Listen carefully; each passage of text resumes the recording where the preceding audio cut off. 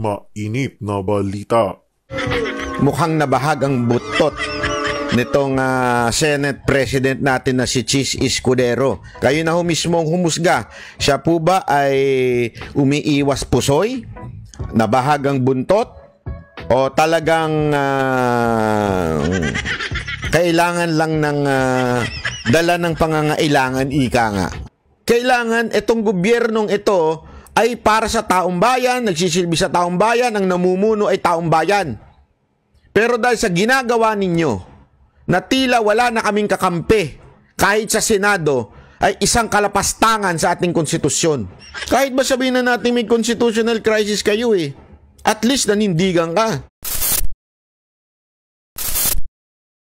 Ito ang nakakagulat na balita ngayon sa mundo ng politika. Bangayan ni na Senator Amy Marcos at Senate President Chis Escudero mukhang lalo pang lumala matapos nga ang naganap na pangatlong Senate hearing sa Committee on Foreign Relations sa pangunguna ni Senator Amy Marcos upang usigin nga ang mga miyembro ng Executive Department sa ginawang illegal di umano na pag-aresto sa dating Pangulo ay nagkaroon nga ng bangayan sa pagitan ng Senadora at Senate President. Ito ay matapos ngang magbigay ng direktiba ng Pangulo ng Senado na si Escudero na pakawalan ang isang miyembro ng executive na si Special Envoy Marcos Lacanilao matapos itong ma-cite in contempt dahil nga di umano sa harapang pagsisinungaling sa hearing. Nagpahayag nga ng pagkadismaya ang senadora at sinabing nakakabahala ang pagwawalang respeto sa otoridad ng Senado at di umano ay ano pang silbi ng investigasyon nila. Dagdag din niya na tila gumagawa ng isang delikadong batayan si Escudero sa Senado sa mga darating pang hearing nito. Matatanda ang bago pa man nangyari ang pangatlong hearing ay tila nagsimula na ang tensyon sa pagitan ng dalawa nang hayagang tumanggi si Escudero na pirmahan ang mga sabpina ni na Senator Amy upang maobligasan ng dumalo ang mga miyembro ng executive team at sa halip nga ay si Escudero na mismo ang nakipag-usap sa mga officials dahil nga sa palusot nito na baka magkaroon ng constitutional crisis. Agara namang rumesbak si Escudero at sinabing hindi maaaring ipagsawalang bahala na lang basta-basta ang mga alituntunin ng Senado para lamang di umano sa personal na interes ng senadora. Alam nyo mga kababayan, may tila na bahagang buntot. Tila na bahagang buntot.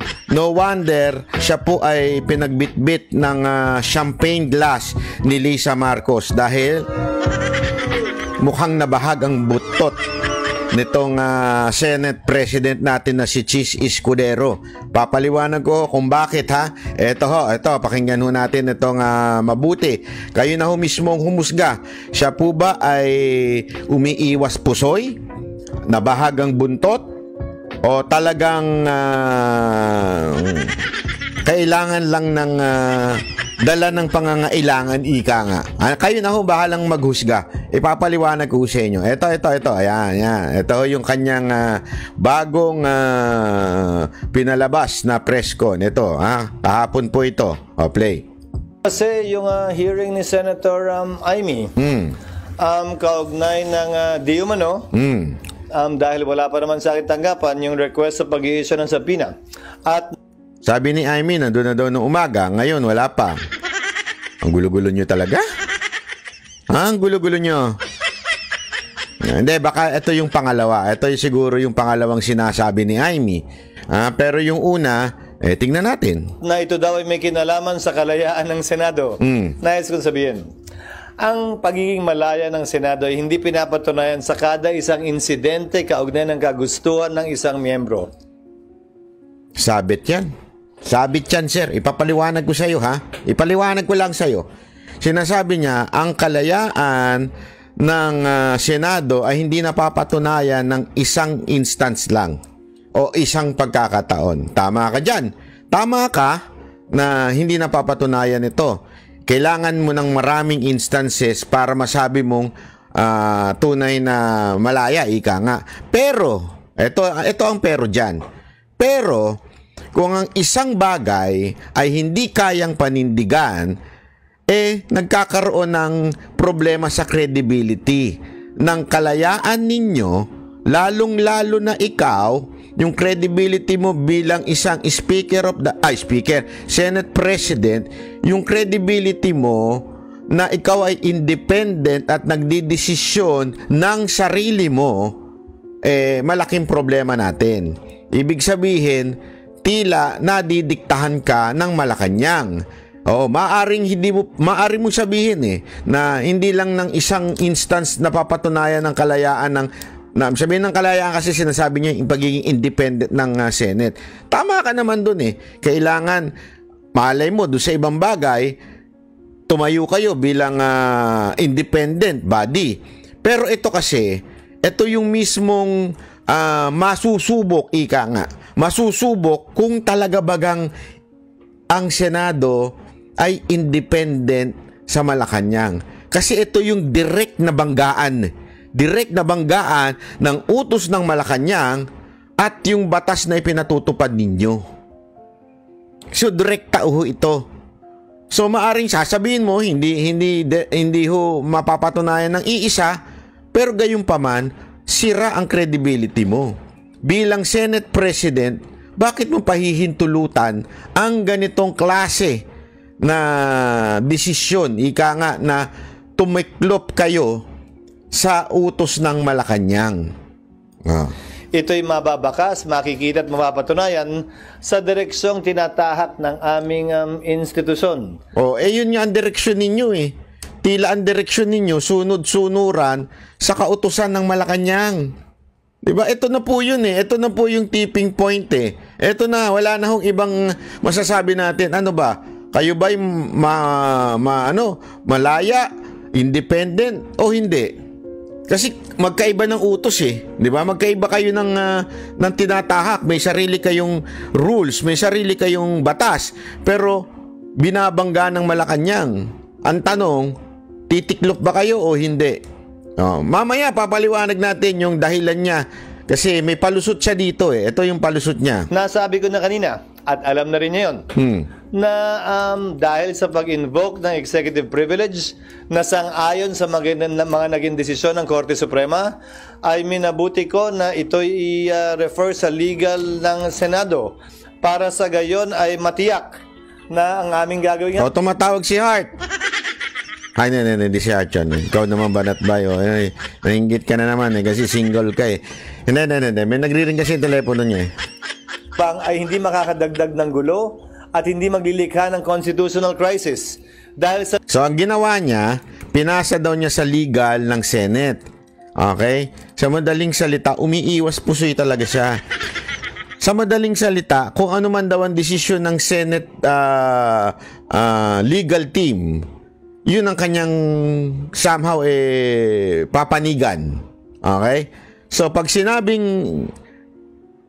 ng Senate, legal ng Senate at sinabing, magkakaroon tayo ng problema, so wag mo nang pirmahan yung subpina. Tapos, siyempre, alam mo sasabihin ni Escudero, alam ko na Sabi ng legal ng Senate, ganito daw at makakagulo pa ito sa ating bayan na dapat tayo nagkakaisa sa tunay na problema ng ating bansa. Ganyan, di ba? Alam naman po natin yung mga karakas na ganyan di ba ho? Ito ang problema ko dyan. Ang problema natin dyan, meron kang katono. Yung piyok mo, yung kanta mo, may katono. Sino? Si Marcos. Ganyan din ang tono ni Marcos nung tinanong siya, akala ko ba we are no longer part of the ICC and you said na we are no longer wala nang authority ng ICC sa Pilipinas. Ano masagot niya? Interpol. Hindi kami sumusunod sa ICC because we are no longer part of the ICC, but as a country who cooperates with Interpol, so Interpol ang may kasalanan. Interpol ang sinusunod namin. So ginawa niyang scapegoat yung Interpol. Sounds family? Sounds familiar mga kababayan? Ganyan din si Escudero. Ganyan ang kanyang direksyon. Pag sinabi ng legal team, hindi naman kasi ito decision ko, decision ng legal team. Lusot ka na naman, ganun ang dating, ya? Pare-pareho kayong walang yag balls. Gago! Yun ang katotohanan. Hindi ninyo kayang panindigan ang tunay na batas sa Pilipinas. Ang simple-simple lang ho niyan. Sa dulo, anumang compulsory process na i-issue ng Senado na hindi kayang ipatupad ng Office of the Sergeant at Arms, syempre hihiling ng tulong yan sa tanggapan ng Philippine National Police. paano mo ipapatupad yon kung hindi sumasang-ayon ng executive doon? Yan ang simulain at bahagi ng tinatawag nating constitutional crisis na hindi ko papayagang mangyari o makadagdag pa sa kasalukuyang mga problemang kinakaharap ng ating bansa. Yan. So yan ang kanyang palusot. O, alam na natin ang desisyon niya. Alam na natin ang desisyon niya na hindi siya papabor sa subpoena because there will be a constitutional crisis. Alam mo, padre, simpleng-simple lang ito, makinig ka ha. Naintindihan ko kasi yung sinasabi. O kasi ako, open-minded ako. Iniisip ko rin yung dahilan niya. May punto naman siya doon. Paano mo isusubpina si Marbil, si Torre, ang sekretary? Paano mo isusubpina? Sino ang aaresto sa kanila? Iuutos mo sa sergeant at arms, sa pulis. Sino ba ang head ng pulis? Si Marbil. Di ba? Sa tingin mo, aarestuhin, iko-contempt ng pulis si Marbil? Imposible. May punto ka dyan. May punto ka dyan, padre. Pero, isa lang masasabi ko sa'yo. Hindi yun ang punto ng taong bayan. Ang punto ng taong bayan ay wala na kaming kakampi sa gobyernong ito. Na supposedly, the government is for the people. The government should be of the people. Kailangan itong gobyernong ito ay para sa taong bayan, nagsisilbi sa taong bayan, ang namumuno ay taong bayan.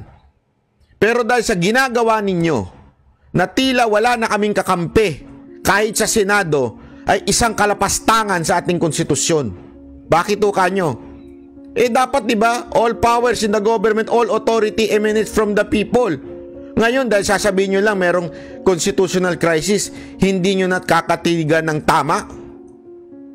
Naintindihan natin mga kababayan, simpleng-simple lang ito. Sa akin, kung sa tingin mo magkakaroon ng constitutional crisis, still, sign the subpoena, prove to people that Senate is independent. Kung hindi aresto yun ng PNP, it's okay. At least you prove to the people that you are independent and that you are in the side of the people. Whether maaresto, hindi maaresto, abay problema na ho nila yan. Problema na ng pulis kung hindi sila arestohin. Pero at least kayo nanindigan. Dito pa lang, hindi na kayo naninindigan. Napakahalatang umurang ang buntot ninyo Paano na ang taong bayan ito? Saan natatakbo? Supposedly, kayo dapat ang tinatakbuhan Di ba? Korte at kayo. Sa korte, alam naman po natin, it's a fact. Matagal talaga sa korte. It takes time. So what are you going to do? Ito lang simple yun Cheese Escudero. Cheese Escudero, makinig ka ng mabuti sa akin Alam kong ordinaryong Pilipino ko, pero ako po ang isa sa mga nagbabayad ng inyong sahod bilang isang taxpayer. Opo, taxpayer po ako kahit i-check mo. Nagbabayad po ako ng tax. Kaya nga ako nakakakuha ng visa kasi meron po akong income tax. Pero gayon pa man, isang simpleng bagay lang, Mr. Cheese Escudero. Kung may bayag ka, pirmahan mo. Kung may bayag ka, pero kung talagang pinapatunayan mo na isa kang utusan ni Lisa Marcos, wala tayong magawa doon. Sana lang hindi magselo si Hart Evangelista. Diba?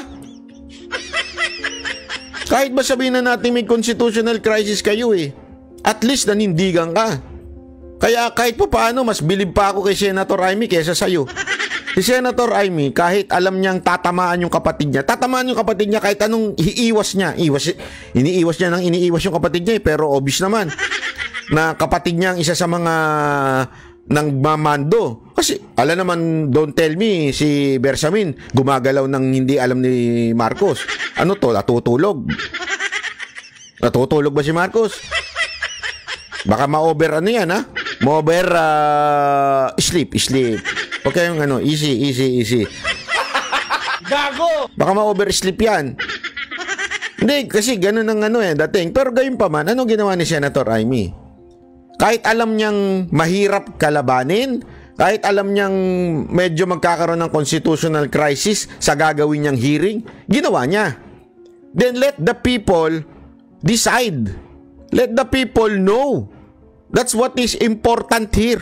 Malaman ng taong bayan, nakakampi namin kayo. Eto, anong kinukonclude nito sa sinasabi mo? Na ikaw ay tuta ni Marcos. Na ikaw ay sunod-sunuran sa Malacanang. Yan po ang pinatutunayan nito. Di ba? Hindi yan constitutional crisis. Anong pakialam ng taong bayan doon? Kung hindi sumunod yung pulis, wala tayong magagawa. Ganun naman talaga sila eh. Alam mo, ito bigyan kita ng istorya. Istoryahin lang ito. Ito, napakasimpleng istorya. Alam mo ba kung gaano kabastos? Ha? Gaano kabastos ang Espanyol sa atin? Nung panahon na si Rizal, papatayin na sa Luneta, di ba? Alam mo, kinuha ng mga Espanyol, mga Pilipino. Ang nagsuplong din ay mga Pilipino. Ang mismong babaril kay Rizal, mga Pilipino. Tapos, nasa likod nila yung mga Espanyol. Pag hindi nyo binaril yung si Rizal, kami yung babaril sa inyo. Ganun kawalang niya ang Espanyol. Tapos, alam mo, sigurado ako, sa mga kawal na nandun, alam mo sinasabi nila? Ginagawa lang namin trabaho, utos sa taas yan eh. Wala kami magagawa, utos sa taas, ipapatayin kami. O, di ba? Kasi, noon yung time na yun, ganun dun eh. Noong time na yun, papatayin ka talaga pag hindi ka sumunod sa utos eh. Papatayin kami. Nakatutok yung baril sa amin eh. Di ba? Kaya lahat kami, we will pull our trigger. Alala nyo yung ginawa kay Rizal? Ganun din ang ginagawa ng mga pulis kasi ngayon eh. Yan din ang dahilan nila eh. Kailangan lang namin sumunod, utos sa taas eh. Wala naman kaming choice. O anong pinagkaiba nyo doon sa bumaril kay Rizal? Wala. Ngayon, ano punto ko dito, Mr. Escudero? Parang ganyan ka din. Parang ganyan ka din. Hindi mo gagawin kasi magkakaroon ng problema. Magkakaroon ng crisis. Ang punto dito, nanindigan ka. That's the very point. Nanindigan ka. Wala. Dito pa lang. Wala na. Alam mo, sigurado ko, deep in your heart, alam mong sablay ang ginawa nila Torre, nila Marbil. Alam mo, matalino ka eh. Doon sa vlog nyo ni Hart. Galing-galingan ka eh. O, di ba? So, sigurado ako matalino ka. Alam mo yan. At mismo yan ang konklusyon. Kasi lumabas doon sa hearing na talagang pinagplanuhan, mali-mali yung sinunod na order. Mamaya itutuloy natin yung hearing na yan. Di ba? Ibig sabihin lang nun, wala ka talagang bayag. Sana bumaba ka na bilang Senate President. Kung hindi mo kaya, bumitaw ka na dyan. Wala pa talaga ako nakikitang kaya dapat talaga iboto natin yung mga... Kasi yung mga Duterte senators, yun ang may mga bayag. Yung mga kandidato ni Duterte, yun ang may mga bayag. Unang-una na dyan, si Kibuloy. Hindi, walang biro ito mga kababayan. Si Kibuloy po. Bilyon ng alok para kunin ng SMNI, sumunod sa utos ni Marcos, sumunod sa utos ni Romualdez. Bilyon. Ganong katindi ang alok. Nung hindi siya pumayag, ano nangyari?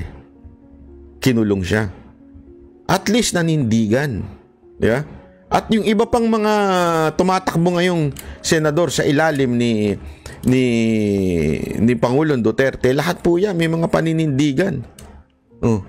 Lahat po yan may bayag. Kaya sana ma-replace ka na. Sana mapasok lahat mga kababayan. Alam ko nakakainit ng ulo ito, nakakainit ng dugo ito si Cheese Escudero. Pero again, paano tayo gagante? Hindi natin sila magagantihan. Hawak nila kapangyarihan eh. Alam mo sa totoo lang ngayon, pag nag-uusap-usap kami ng mga vlogger, isa lang nasasabi namin eh. Hawak nila ang kapangyarihan.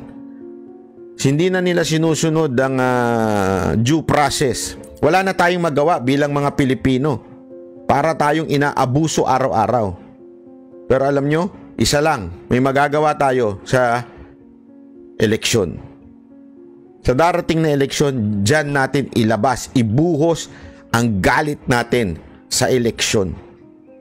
iboto talaga natin ang mga kaalyado ni Pangulong Duterte. Wag na tayong, hindi ko gusto yan, hindi ko kilala yan, wag nang ganon. Ibuhos na natin ang galit natin dito. Kasi kung pinagkatiwalaan ni Duterte yan, may tiwala si Duterte. Hindi naman po yan na mag-i-endorse ng wala siyang tiwala at masisira siya. May tiwala ho siya sa bawat isa dun. Kaya doon pa lang sa fact na yun, iboto na natin. Diba? Yun ang nga sa akin. O, tuloy natin tong pautot nito. Tinanong niyo ako kanina, sang-ayon ba sa pagkakaroon ng pagkakaunawaan o mas pagkakahiwa-hiwalay natin ang pagdinig na ito? Tingin ko yung pagdinig hindi. Pero kung gagawin namin itong hakbang na ito nang hindi pinag-aaralan ng lubusan, marahil ay hindi ito makakatulong sa pagkakaisa natin at dadagdag sa posibilidad na magkawatak-watak tayo lalo. Alam mo, kung ganyan lang pala, di sana yun na sinabi ni Duterte nung kinukulong siya. Yung dudukutin na siya. Alam mo, tigil yan kasi masisira ang pagkakaisa ng bawat Pilipino. Sila ang sumira eh. Nananahimik si aling Vice President eh. Anong ginawa ninyo? Kaliwat kanan na sinira, hindi ikaw, hindi ka kasal doon. Kaliwat kanan ng ginawa ng gobyernong ito para siraan siya. Kaliwat kanan, pina-impeach siya. Kaliwat kanan talaga ang ginawa. Ano nangyari?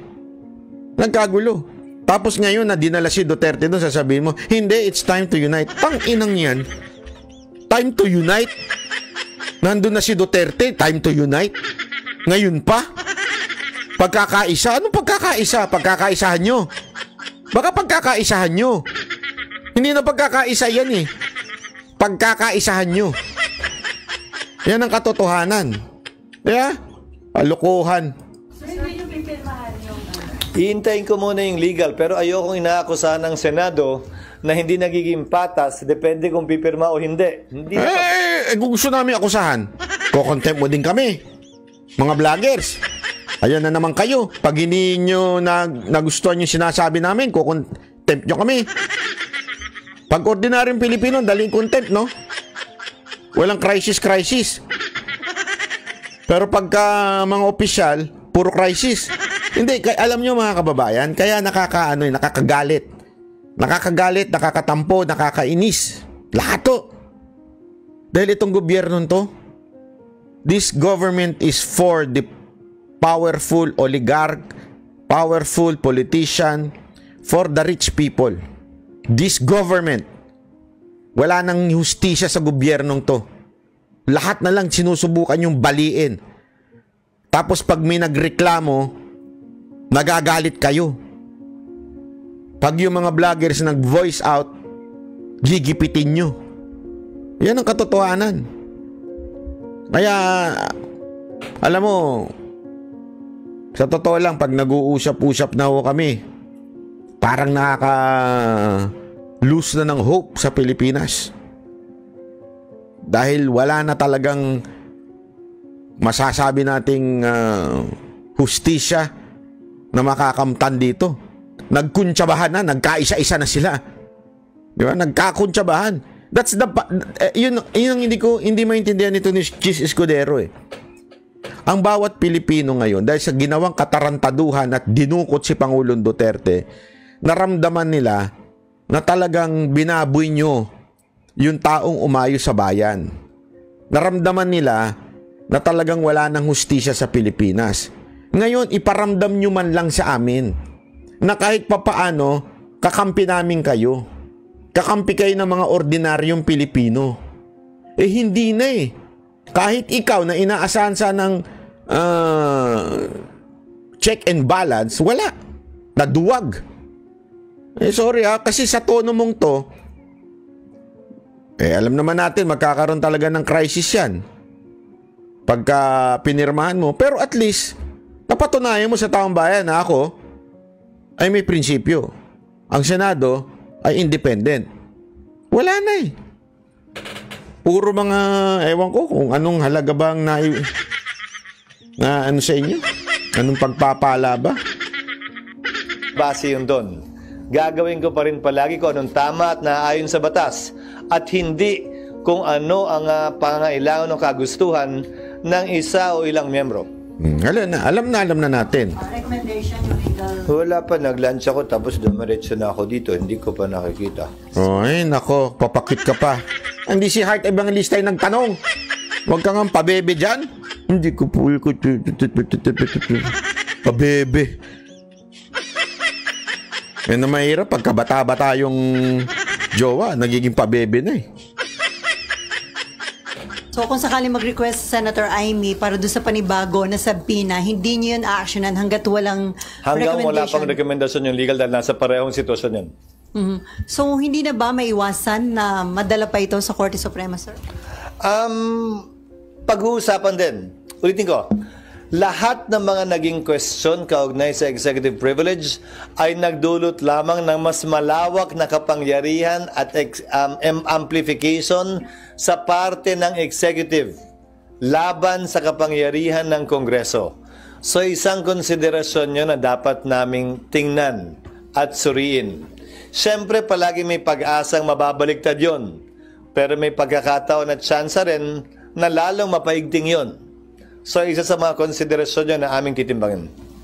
Sir, ano yung situation ngayon? Parang may, ano ba to? Confrontation between the executive and the Senate? Wala. Kaya nga yun ang iniiwasan ko eh. Kasi klaro naman yung batas kaugnay ng executive privilege. Pero imbis na mag-abogado nga ako sa sarili ko, nirefer ko na sa mga ibang abogado pa. Para Iwas pusoy ako, ganun. Para iwas pusoy ako. hindi masabing sarili kong opinion lamang ito. So sir, the mere fact na may panibagong pinapasabina, dapat bang bilisan na ng legal team ninyo yung recommendation?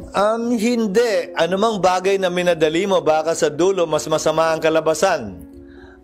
Gawin nila ng tama ang kanilang trabaho na ayon sa kompletong pag-aaral at research. Yan ang mas importante sa akin. Sabi kanina sir ni Senator Ronald Bato de la Rosa, hindi pagrespeto doon sa doktrina ng checks and balance, yung hindi pagrespeto daw ng mga taga-executives doon sa...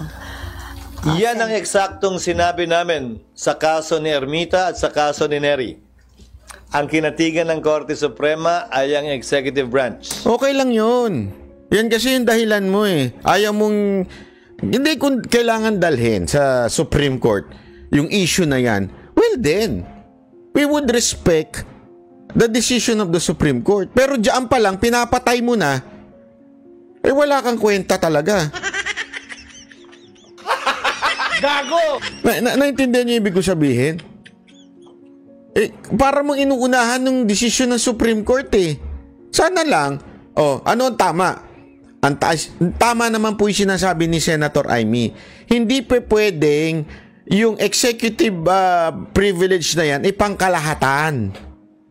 'Di ba? Hindi pa pwedeng ganoon. Pwede ka magsabi niyan, kunwari, merong isang bagay na i-apply mo yan kasi national security o di kaya yan yung usapan ninyo ng Pangulo na hindi pa pwedeng i-reveal. Yan, okay lang yan. Nire-respeto. Mahinahon pa nga si Amy tungkol sa mga pagtatanong dyan sa mga walang niyang nasa gobyerno eh. Ang importante ba lang yung ipasubpina ninyo, ipatawag ninyo, nakarapatan naman ninyo yan. Kung hindi pala ninyo karapatan yan, tanggalin na natin yan sa kamera. Putang init ulo ko eh. Hindi kasi ginagawa ng kamera yan eh, di ba? Ginagawa ng kamera yan eh. Tapos sasabihin nyo, isipin nyo yun ha, kaming mga vloggers, ginagago kami. Pag hindi kami pumunta, tatakutin kami. Yeah? May ganyan silang pautot eh. Tapos kayo, wala pang nangyayari. Tumitiklop na kagad kayo. Anong klase yan? Anong klase yan, Chis Escudero? Bumaba ka na sa posisyon mo. Palitan na yung Senate President na yan. Kaya dapat iboto nyo talaga yung 10 Duterte, kasama na dyan si Richard Mata, ha? Yung basta yung 10 isama nyo na yan, Duterte senators, di ba? Yan na ho yan, wag na ho tayo mag-alinlangan dahil talagang wala eh. These senators are not for the people. At binigyang pagpapahalaga, timbang yung executive privilege na kapangyarihan daw ng executive branch. Hindi naman porkit hindi tayo sang-ayon ay ibig sabihin mali na yon, lalo na kung may desisyon at batas na nagsasabing yon ang tama sa ngayon at sa kasalukuyan. Sir, for the record po, yung request for subpoena ay nasa inyo na? Wala pa. Pero may idea na po kayo kung Kasi ilan napanood ko kanina sa hearing, ganun kakapal eh. At nasa sa akin na raw. Wag naman ganun. Akala ko nga, papadala na agad eh. Wala pa naman. So wala daw, nagbubulaan sila ni Amy. Pag untugin ko kayo, joke lang. Hindi pa yata niya nasasign ng bill. Sir, sorry, isang question na po. Nasa building na ba tayo ngayon o wala pa? Pwede naman, sir. Sige po, yung po muna. Wag na. Yes, ma'am. Sir, sabi lang po kasi ni Rep. Robes, gusto niyang sumulat sa Robes. sa presidente na i-certify as urgent daw po yung anti-road rage. Ay, tsaka na yan. Wala na yan. Tapos na yan. Ibang topic na yan. Anyway, ayan po yung ano na yan. I-ano naman natin, daanan uli natin ng bahagya yung mga sinabi, mga natagpuan kasi ang tindi ng mga revelasyon ni Senator Amy, Ang tindi ng revelasyon niya dito. O, tuloy natin yan, ha? Kung hayaan ninyo. Sandali, tuloy na natin yan. Kasi may maganda siyang sinabi dito, na, ito. Ayan. Yan, tuloy natin, Tuloy natin to. Ni Attorney Delgra. Hindi naman lahat, ilan ang hinuli ngayong araw na ito, sir? Sa iba-ibang mga krimen. Ilan ang binigyan ng ganitong... Kasi nandito kayo lahat eh. Nag-iisang tao. Ilan ang binigyan ng ganitong tao? Sa labas, siya lang kayo namin. Sir, hindi kami humingi ng pabor. Just invoke Article 59. Bakit hindi yan magawa-gawa? That's precisely the point that I'm saying. That's precisely the point. Please lang, bawal hawakan. Bawal hawakan. Tumayo ko na lang. Bawal The right to counsel is something that has to... Ayun, maliwanag na ang ini-invoke, ang sinasabi ni Attorney Delgra was Article 59. Why is it na sinasabi paulit-ulit ng DOJ na